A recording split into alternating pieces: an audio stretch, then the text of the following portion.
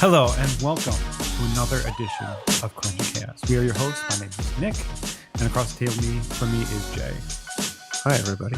I almost said my name is Jay. My name is Jay, and coincidentally, sitting across from me is Jay. Yes. Twinsies. So today we are continuing our series about talking about each house In Keyforge. in Keyforge. Oh yes, Keyforge. Yeah.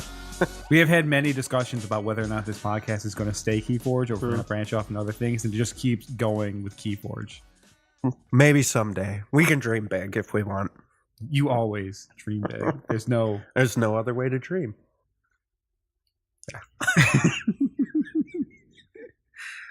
So in this series, we're talking about each house one at a time, going in alphabetical order. Last time we talked about Brobnar. Might not have been the last episode, but the last time. Today, Dis, and then we'll continue on from here. We're talking about the general strategy of each house. Yep. We're going to talk about commons and uncommons. Yep. We're going to talk about houses that like this house. Yep. And then what I spur of the moment did in the Brobnar episode, and what we'll do here is we'll talk about some rares that we like. We aren't going to talk a lot about rares, because rares are almost like wild cards. Like, you can't expect them in every deck. They do not generally make up the meat of your deck. That's not entirely true.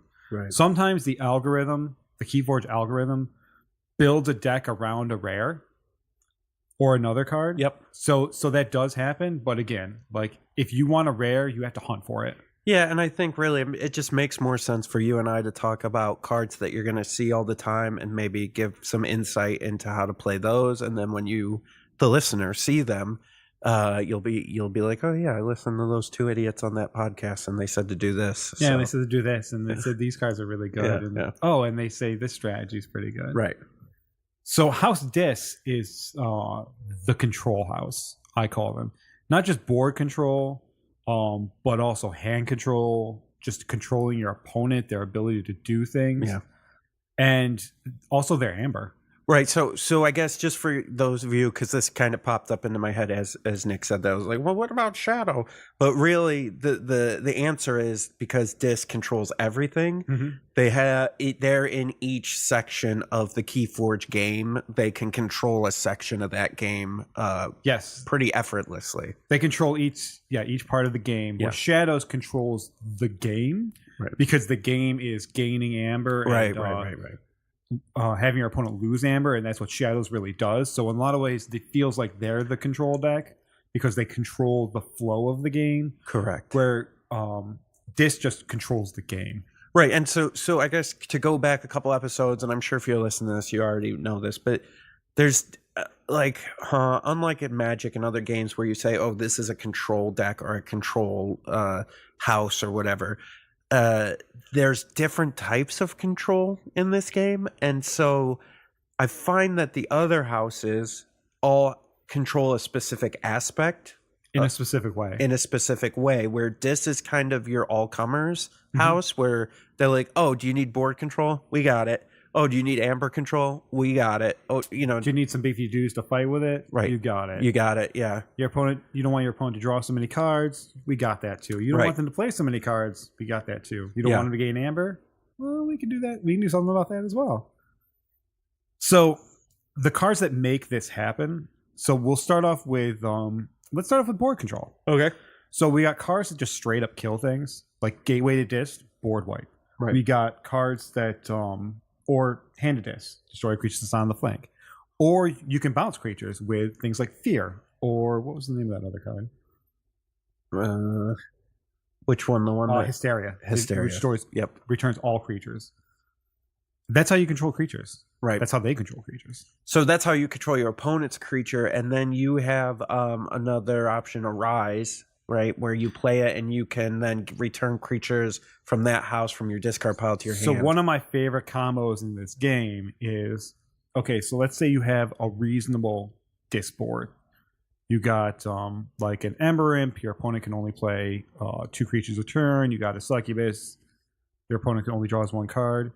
One less card. They basically have a permanent chain as long as Succubus is in play. Yep. So you reap with all of those. You Gateway to Dis. You gain some chains. You play Arise.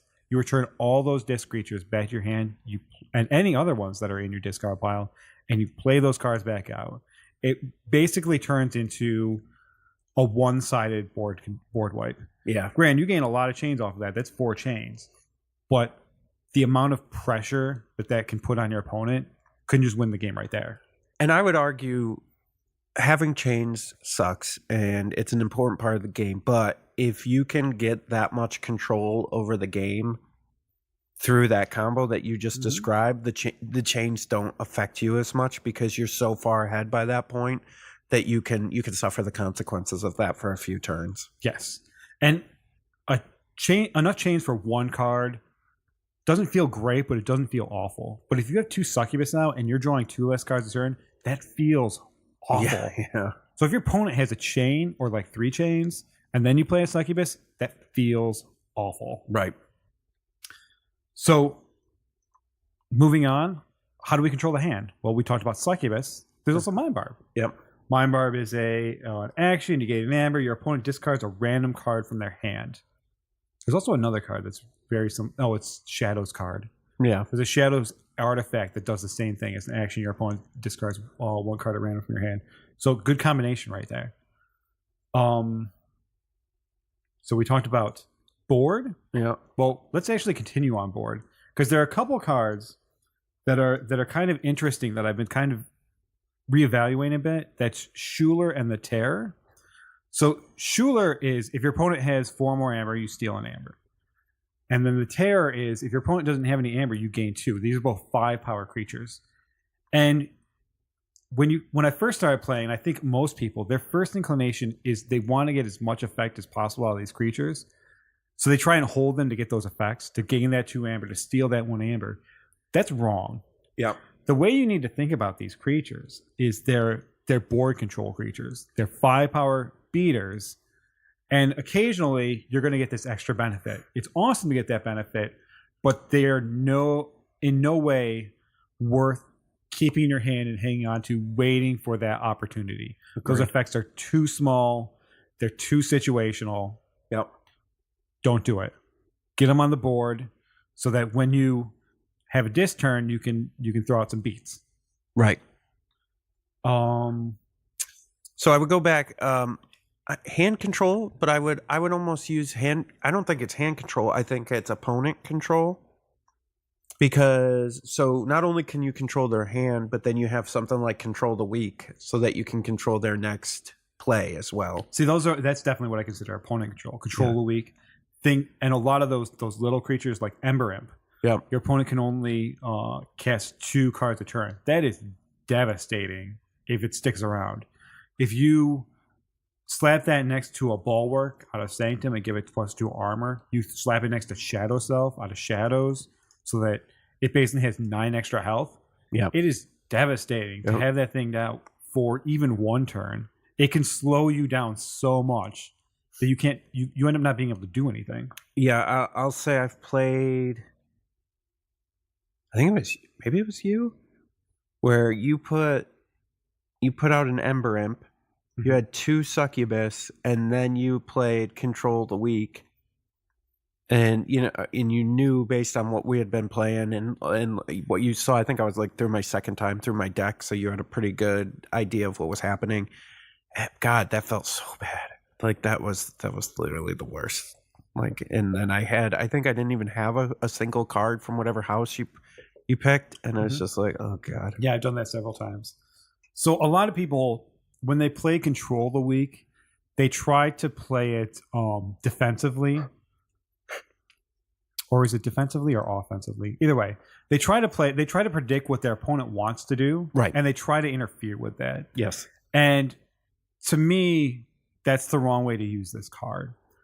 To me, it's what do I want to do? And what do I want my opponent to not do? So let's say I really don't want my opponent to steal Amber from me. So I'm going to force them to choose a house that's not Shadows. And then it's far less likely that they can steal anything from me. So, or if I really want to forge a key. So I'm going to, if they're playing Untamed, I'm going to force them to use Untamed because Untamed doesn't necessarily disrupt my ability to forge a key very often. Yeah. So that's how I use that card. And it's always effective. I've seen people, they use Control of the Weak, they play it on me and they say, okay, because you have this board of like these 2 houses, I'm going to choose this other house so you can't activate those. Meanwhile, my entire hand is filled with that other house. Right. It's what I wanted to play anyway, just so I can empty my hand. Yeah, there was an example, I think it was from PAX. I played a guy, he was counting. Like discard pile? Yeah, and like trying to do the averages of like, okay, he's played this many Shadow, this many Untamed, and I think the other one was Sanctum that I had. And he saw that I had all these Sanctum out and that I in like all this other stuff, and he's like, okay, I want you to play Sanctum. And then I happen to have a couple Sanctum in my hand, like that he didn't know about yet. And so you're right. I think instead of playing it to what you think I want to do or what you think I'm going to do next, you definitely want to play it in a way where you're doing what you want to do. Yes. Yes. Full agreement. So we've covered hand control. Yes. We've covered opponent control. We've covered Yes. board control, amber control. Okay. So this doesn't have a ton of options, but they have some good ones. The most common one you see is Lash of Broken Dreams. Force your opponent to pay 3 more for their keys next turn. Now, most of the time, people use this to prevent your opponent from forcing a key. And that's awesome when downright necessary, if it's your opponent's last key. But a great use of this is to just make your opponent pay 9. If you can make them pay 9 twice, they basically had to forge 4 keys to win the game. That's huge. Yeah, and then and would you put this? So there's that one. I'm trying to find it right now. There's the one that basically when they forge a key, is it the key hammer that you forge a key? Oh, you unforge it? You unforge it, and your opponent gains 6. So imagine this: you like the key hammer with the Lash of Broken Dreams. So not only do you make them spend 9 to, I've done this before. You make them spend 9 to forge their key. Then on your next turn, or you play Key Hammer, which is an action. You unforge their key and you only give them 6 back when they spent 9. And then you tap that again and say, oh, nope, that's going to cost you 9 next turn. Yep. Next turn, that's going to cost you 9, and you just don't get to forge a key. Yeah, and I have a deck with that combo, and oh my God, it's ridiculous and such a pain in the ass for the other person. Yes. Yeah, I think I've run into that. Yeah. From you. It feels awful. Yeah, because, I mean, you basically lost 3 amber that you earned up. It's just gone now. And now you got to find 3 more so that you can, because I'm going to play the Broken Dreams again. It's pretty sick. And then you do the Lash again, and now suddenly to forge that 1 key, they've had to pay 12? Yes. Yeah. They've had to pay 2 keys worth of amber to forge 1 key. Yeah, and then you have the creature Sherrit. When he comes in, Sherrit 4 power. Sherrit, Shirring, tomato. Sharona. Yeah, 4 power, and when he comes in, he captures 3. I've had somebody top deck that on me before with a wild wormhole, and that sucks. Just wholly sucks. Like, especially if you're about to win the game, that's fun. So putting this together, what do you want from a disc house in your deck? Yep. And that really depends. That's funny. It really, really does. So disc is what I've seen many people refer to as a support house.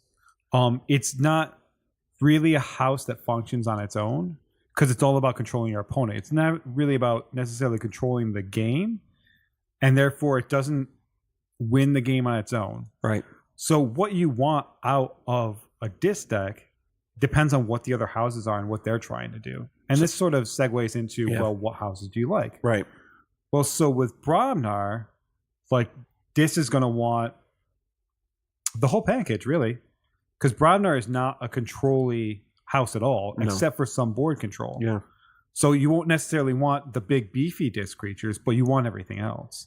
You want things that just destroy a creature right out of hand. Yeah. You're going to want things that control their amber. You're going to want to be able to control their hand. You're going to want to be able to control the flow of their flow.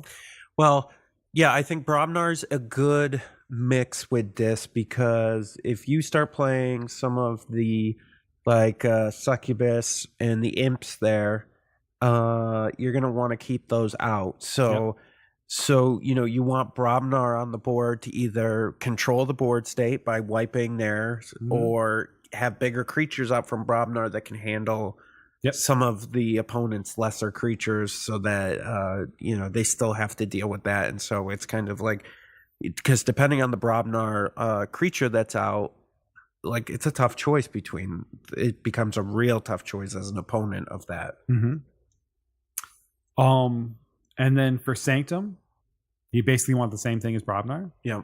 Again, they're really good at controlling the board. They have some Amber control, they have some board control, but they really want like disc things that bring it all together. Yep. So again, they're not looking for the big creatures, they're looking for everything else. Yeah, and they do a lot of good, again, on the creature side, they do a lot of good creature protection with the taunt and the adding armor to the creatures. So those are good combos when you have some of these disc cards, creature cards out that you need to keep out. So I keep thinking of all the other houses, and they basically all want the same thing. They just want discs. Like, everybody wants some discs in their life. Yeah. I mean, I can talk about each house individually. Like Mars doesn't really know what it wants. Mars is a fickle mistress. I can't wait to talk about that one. Yeah, because I don't really know. But so Mars will take anything. Yeah. Logos is really good. Logos is a different kind of good. Logos is another support house. Yep. So what they want out of disc is going to be more creatures. Like Logos doesn't have a ton of creatures. Well, and Logos is going to certainly don't have fighting creatures. Right. Well, and Logos is going to get you to your cards faster, right? Like, Logos is good at manipulating your own library and your hand. So a lot of archive, a lot of draw. But with disc, that's the problem. This is also kind of a support house. Yeah. So you're just drawing into more control, right? Not necessarily winning, because the main way that disc gains Amber is by reaping. Right, but I think if you have both Dis and Logos, you're going to want to have the third house will be kind of your powerhouse that'll come in and clean up and help you win the game. But if you're using Logos and Dis to kind of get the draw to then do some control and then have your other house clean up and then like gain Amber or something, that's ideal. Yeah. So I guess the ideal Dis desk is just a little bit of everything. Yeah. Yeah. You want some hand control, you want some board control, probably more on the board control side. Yep. You want some Amber control. Like, the only one who doesn't really want the Amber control is Shadows. Shadows has a lot of Amber control as it is. So you might not want that out of disc. You might want some more beefy things out of disc or some hand control. Right. And I think the algorithm does well with how it builds those out. Like, I don't ever feel I'm sure it understands what it's doing, so that it says, okay, there's no real Brobnar in here, so we'll probably put some more board control in with this. Yeah, I really haven't played a deck with disc where I felt the disc package was bad. Like, there's some cards that I'm not particularly a fan of, like, say, Pandemonium. Happen to be right here on the screen. Yeah. Each undamaged creature captures 1 Amber, and it gains you an Amber. That one feels... That one is super situational. Like, first of all, you gain that Amber first, which means that's immediately going to be captured. Yep.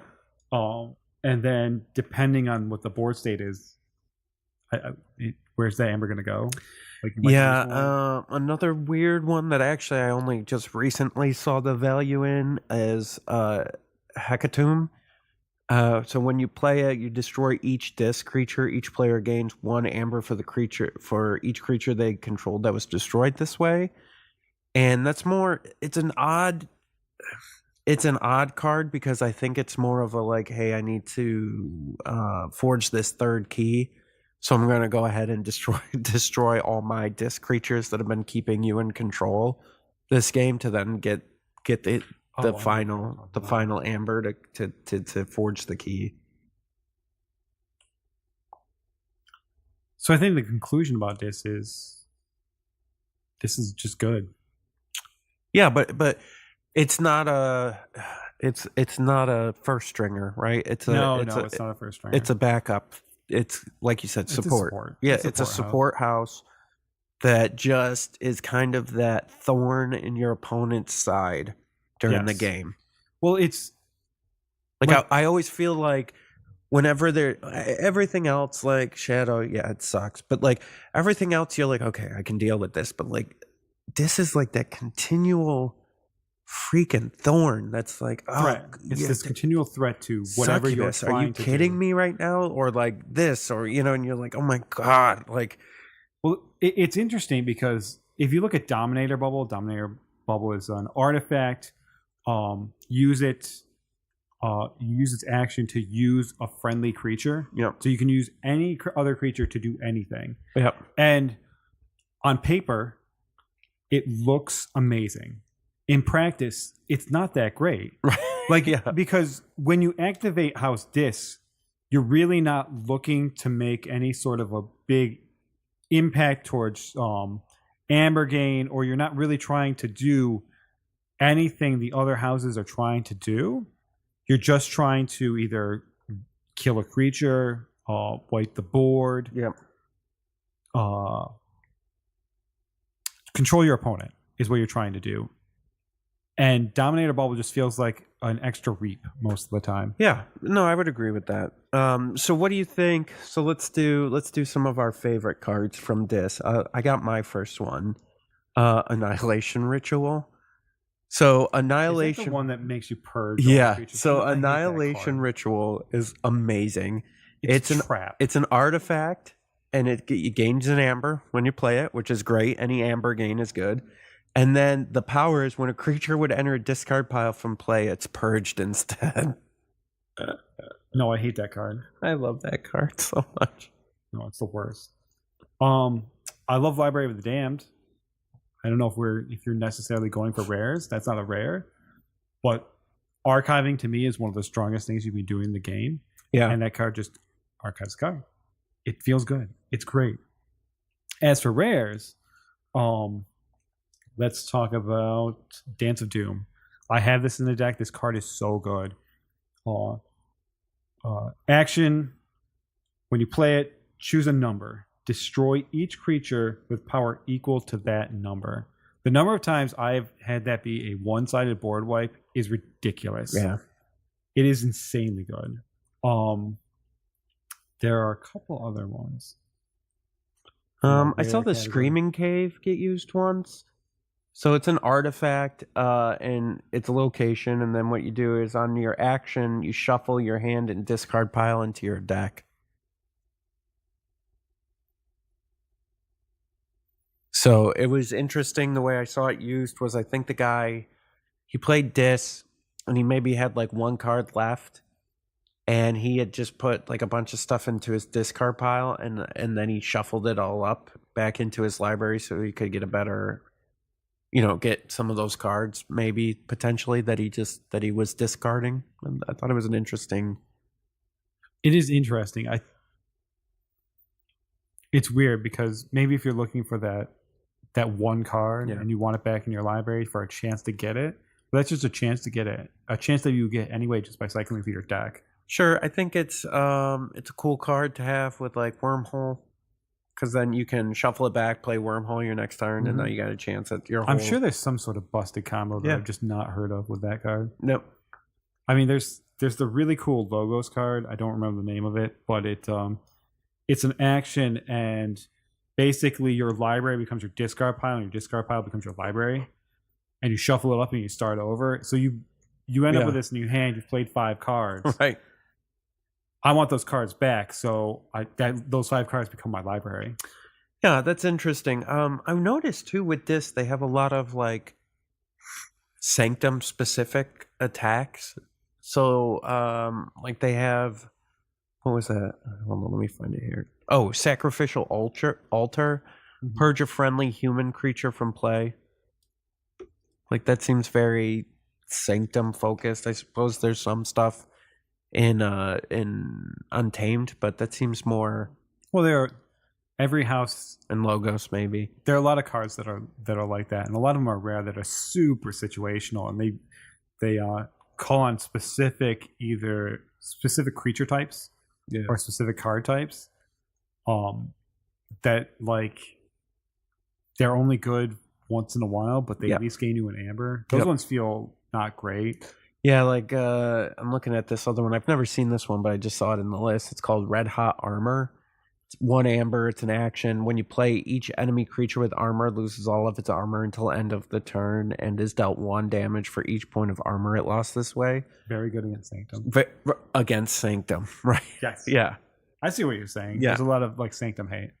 What feels like Sanctum hate. What feels like it, right? Yeah. I wonder if that's something in like the lore that Yeah, could maybe be. will come out at some point. Yeah. But demons hate. Well, demons don't like humans. That's a thing. Right. And I mean, they're knights of the Holy Realm or whatever, right? Yep. So maybe that's what it is. Well, and Gateway to Dis has what looks like a Sanctum creature on it. Yeah. So yeah. On to other favorite cards. Like I don't have a lot of favorite rares in Dis, but Collar of Subordination. Yeah. I almost said Subjugation. That card's insane. Like at first, I was kind of confused about this. I had not an argument, but a discussion with a coworker because of the way it's worded, where it says you control this creature, and I wasn't sure if that meant you took control of it, like it became yours on your side of the board, or if it just sat on your opponent's board and you could just do whatever you wanted with it. Right. But you take it, it becomes yours. It's really good. The other one that we have to talk about is Restrictus. The guy, basically it's control the weak on a creature. Oh yeah. He's what, 1 power or something? Yep. And yeah. And you choose a house. Your opponent cannot choose that house as their active house until he leaves play. Yeah. I'm not going to try and say his name again. So basically, you throw him out there, and then you control the weak on that house, and then your opponent can't choose anything. I'm gonna try to say it. Rest ring untus. Rest ring untus. Mm-hmm. Boom. Boom. Nailed it. So that's amazing. Having this there is a combo where you can just lock out your opponent, and they can't play the game anymore. Right. And you just win right on the spot. Yeah. I think there's there's definitely some interesting stuff. But like you said, I think good house, good support house. I do like seeing this in my deck. But you definitely need something like this, and Untamed is pretty good. So you need something else to go with it. I think this and everything else that's not support. It's good. Which I mean, yeah.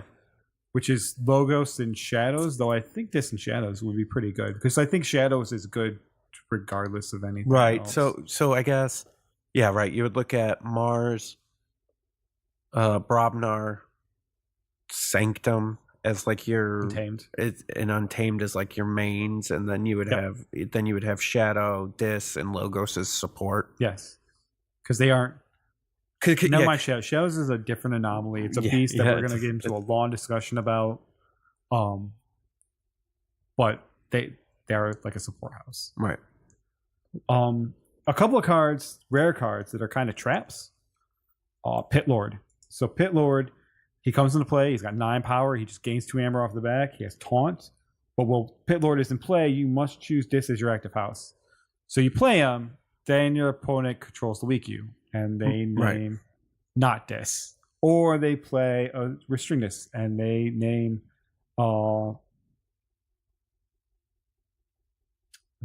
this, and then your opponent can't do anything. Right. So he's kind of a trap. Yeah. Another trap would be Trubaro. He is the 7 power taunt. When he comes into play, you must lose 3 amber. But when he's destroyed, you gain 5 amber. The problem is, I've played him. I've seen lots of people play them. I've had it played on me. It seems like every time you play him, your opponent has some way to purge him or bounce him back to your hand or some other way to get rid of him that will deny you that amber. So you basically lose 3 amber and there's nothing. Which is funny because I feel like every time I've seen Shaffles out, which at the end of the turn your opponent loses 1, he's only like 2 power. Like I can never get rid of him. He always just like seems to be out all the time, and you're just like, oh, for God's sakes, this thing again. I think that's the one deck I have where it's got Shaffles, it's got Ember Imp, it's got Succubus, it's got all these other cards that are actually higher priority because he's just not priority enough to actually become a target. There's these other guys who are restricting you more than just losing Amber, even though that's how you win the game, where you can't deal with him yet. You had to deal with all this other crap because that's actually stopping you from being able to deal with him. Yeah, but man, there's been a couple of games where he's just been in for like 3 or 4 rounds, and I'm like building up trying to forge a key, and he's like, "Nah, I'm gonna go ahead and take one of those away at the end of your turn." It's like, God, what? This is crap. Well, I love him because he always gets his effect because it happens at the end of your turn. So you just play him, and then you always your opponent always at least loses an amber. Right.